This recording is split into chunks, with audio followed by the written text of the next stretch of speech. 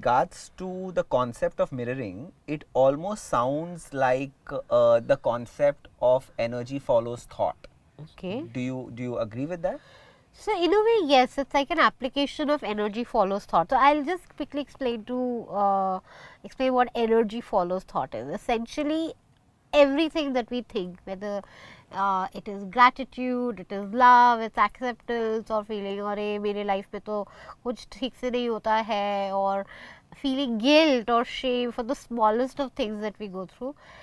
Every emotion has a frequency, has a vibration attached to it, and that is the energy. So, there is an energy for every emotion, and people around us, including animals, they catch on to that energy and then they mirror it back to us, say, hey, you're behaving in this way and this doesn't, it's not going to go very well for you. So many of us feel blocked, or we feel that, I don't get enough, or I don't get what I deserve, and they blame the outside environment for those obstacles. Right. But actually what is happening is there's some belief in our heads which enters saying, I always have to struggle for what I get, or I never get things easily. Right. And that becomes like a belief system in our head.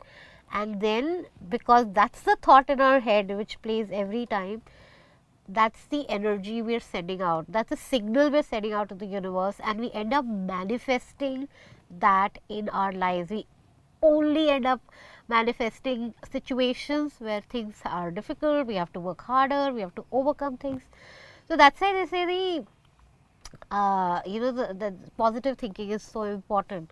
What you think is what you manifest. Energy follows thought. And interestingly, there is this Japanese scientist, Masaru Emoto, who's done this beautiful experiment on how our thoughts and our emotions impact water, molecules of water. So he kept these beakers of water, water in different beakers, and to one beaker he would express gratitude or love, or he would pray on that to that beaker, near that beaker, and to another it would just kind of project negative emotions like hate or guilt or shame.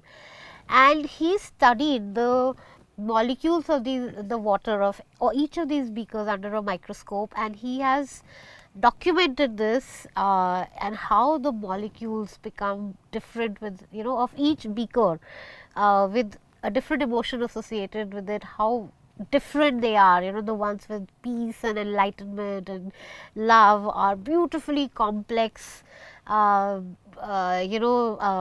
like ice crystals, and they're very pretty, and the ones which have hate and the negative emotions projected onto them are scattered, and they're all over the place and they look very dirty, that kind of a thing.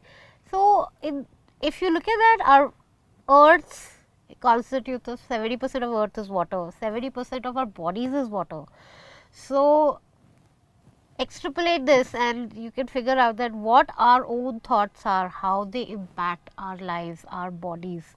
We end up manifesting illnesses in our body because of the way we think.